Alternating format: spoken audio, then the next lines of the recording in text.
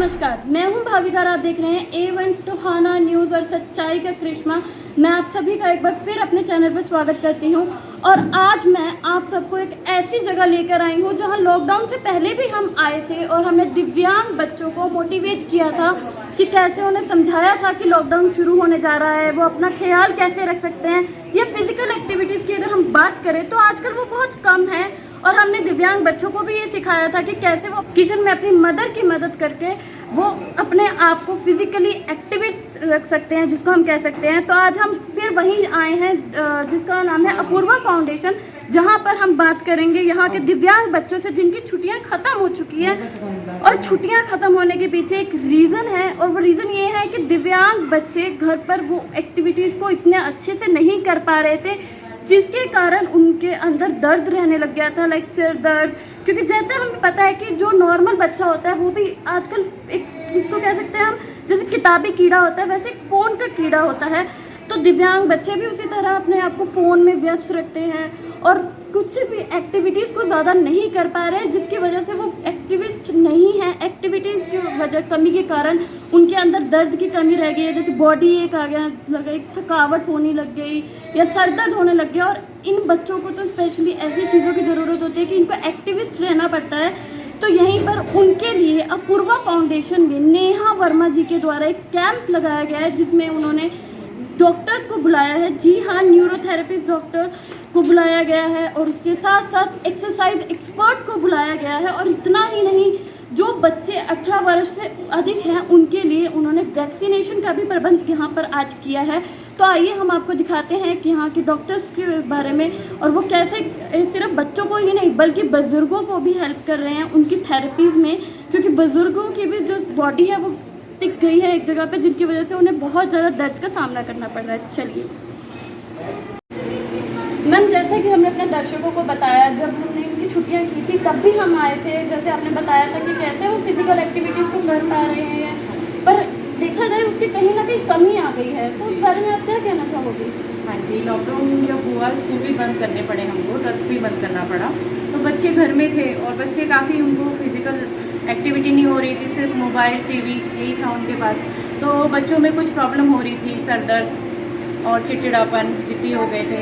तो हमने यही सब देखते हुए कि चलो हमारे बच्चों को फिर से पुनः, अब थोड़ा लॉकडाउन शुरू हुआ है, ख़त्म हुआ है, थोड़ा थोड़ा खुलना शुरू हुआ है, तो हमने यही सोचा कि बच्चों के लिए हम कुछ ऐसी एक्टिविटी करते हैं। तो हमारे संगम दिव्यांग बाल केंद्र से दीपक सिंगला जी है, वो न्यूरोथेरेपिस्ट है और बच्चों को वो जो बच्चों का दर्द और याददाश्त में जो बच्चों की कमी, जैसे हमारे दिव्यांग बच्चे हैं उनमें सीपी की प्रॉब्लम है और काफ़ी हेल्थ प्रॉब्लम होती है, तो उनके लिए वो थेरेपी करते हैं स्कूल में हमारे।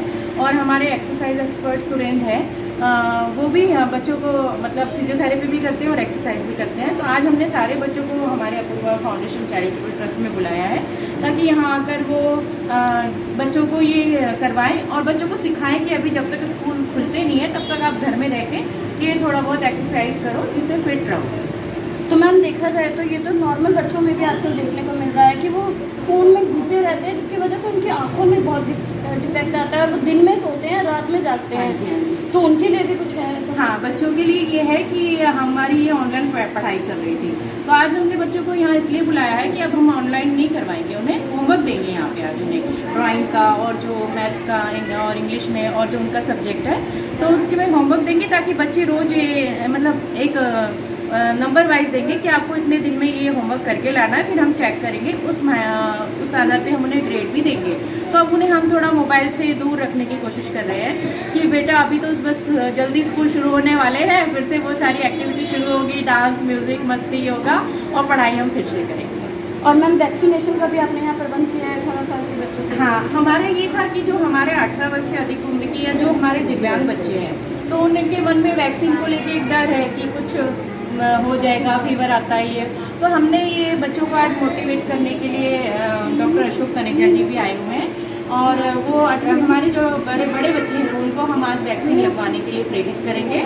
और रोटी बैंक से कमल जैन भाई साहब आए हुए हैं, वो हमारे आज के मुख्य अतिथि हैं और हमेशा हमारी मदद करते रहते हैं, हमारे ट्रस्ट के लिए खड़े होते हैं। तो आज में हमारे बच्चों का हौसला हमको बढ़ाना था और हमारी भाभी जी भी आए हुए हैं। तो बस हम सब मिलकर इन बच्चों के लिए एक छोटा सा यही कार्य है कि इन्हें खुश रखें, हमारे जो विशेष बच्चे हैं, ताकि हम इनके लिए ये है कि हम खड़े हैं इनके लिए, इन्हें कोई ऐसा, क्योंकि बार बार ये डॉक्टर के पास हॉस्पिटल कैसे जाएंगे, तो हम अपने ट्रस्ट में इन्हें ये सुविधाएं दे रहे हैं कि जो उन्हें दर्द तकलीफ या जो बीमारी, जो हल्का फुल्का कुछ बुखार या ऐसे कुछ है तो आकर यहाँ वो अपना ट्रीटमेंट करवा सकते हैं। हमने नेहा वर्मा जी से तो बात कर ली, अब हम इनके डॉक्टर से बात करते हैं जो यहाँ पे 18 साल के बच्चों को वैक्सीनेशन के लिए आए हैं। तो आइए। नमस्कार सर। टोहाना निवासियों को नमस्कार। मैं सबसे पहले आपको ये बताना चाहूँगा कि वैक्सीनेशन क्यों ज़रूरी है।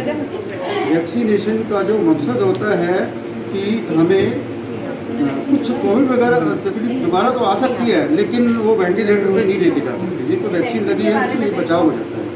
तो आज स्पेशली दिव्यांग बच्चों के लिए, विकलांग बच्चों के लिए आए हैं, इन्हें समझाएंगे कि वैक्सीन से कोई दिक्कत नहीं होगी, और दिक्कत होती भी नहीं है, किसी को भी नहीं होती दिक्कत वैक्सीन लगवाने से, ये बिल्कुल सेफ है। तो नमस्कार सर, आप ये क्या कर रहे हैं, आप हमें थोड़ा बता सकते हैं? पेशेंट की जी कमर में दर्द है जी, मतलब पूरी बॉडी में दर्द है जी, इसकी एक्सरसाइज ये मशीन करते हैं जी, हाथ से करते हैं जी, बहुत आराम मिलता है इससे। इसके कहने से फिर इसका जो दर्द है, पेन है, वो ठीक हो जाता है। तो मतलब बहुत फायदा होता हाँ है जी, इससे बुजुर्गों को। हाँ जी, हाँ जी। तो ये कहना तो बिल्कुल गलत नहीं होगा कि नेहा वर्मा जी ने बहुत अच्छा इनिशिएटिव लिया हुआ है यहाँ पे न्यूरोथेरेपिस्ट बुलाकर अपने फाउंडेशन में, और वो बहुत अच्छा काम कर रही है समाज के लिए।